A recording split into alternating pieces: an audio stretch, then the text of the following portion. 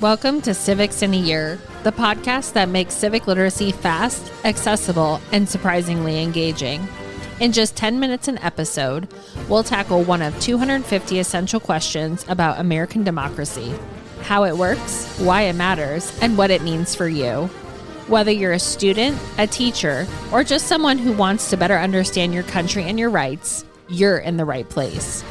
Civics in a Year is powered by the Civic Literacy Curriculum from the Center for American Civics and is produced in partnership with the School of Civic and Economic Thought and Leadership at Arizona State University.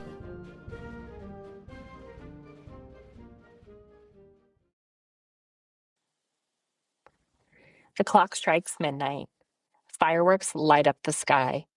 People cheer, hug, and make promises to themselves, promises that this year things will be better.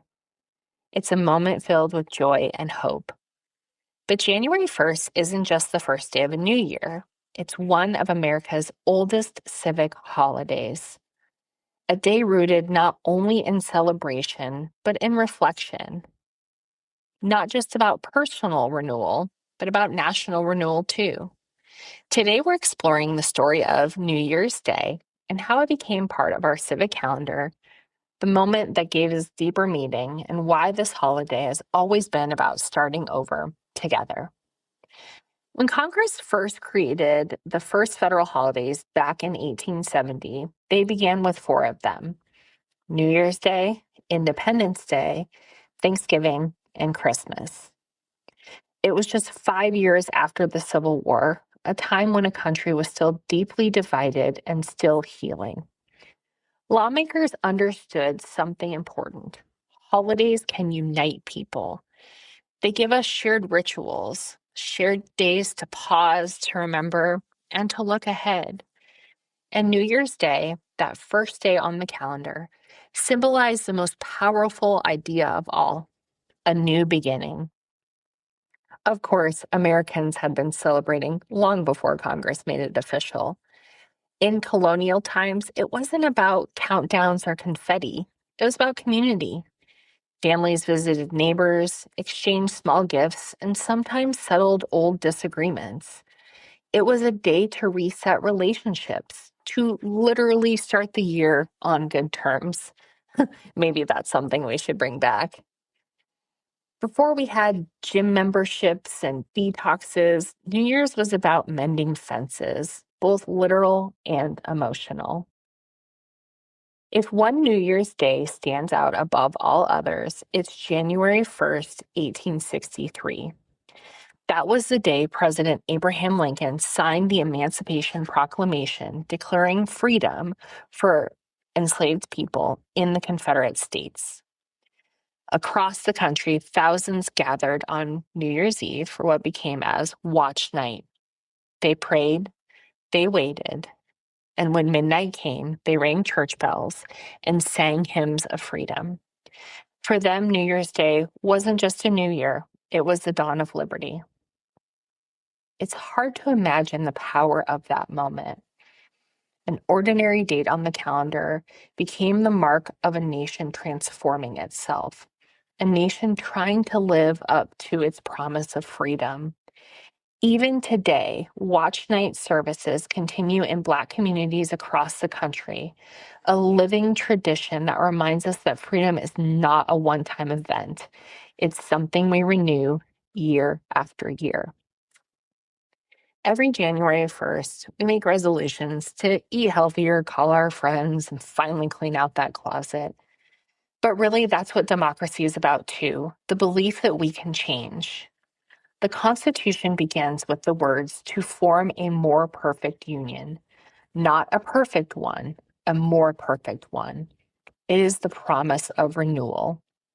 That same spirit drives us to vote, to volunteer, and to build stronger communities. Every year, I make resolutions. And every year, I make one civic resolution. Something small like reading a Supreme Court case I've never studied, attending a city council meeting, or talking to someone who sees the world differently than I do.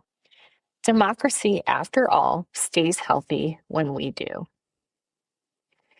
Out in Pasadena, California, another civic tradition blooms every January 1st, the Tournament of Roses Parade. It began back in 1890 when residents wanted to show off California's winter flowers to their friends back east. What started as a small local event has become one of the nation's biggest celebrations of community pride, all powered by volunteers. Every float, every flower placed by hand, thousands of hours of work by people donating their time. That's democracy in action. Ordinary citizens working together to make something beautiful. And after the parade, the Rose Bowl, of course, where rival teams face off, but fans across the country celebrate together. Well, maybe not entirely together. Here in Arizona, specifically at ASU, we will just say, go Devils.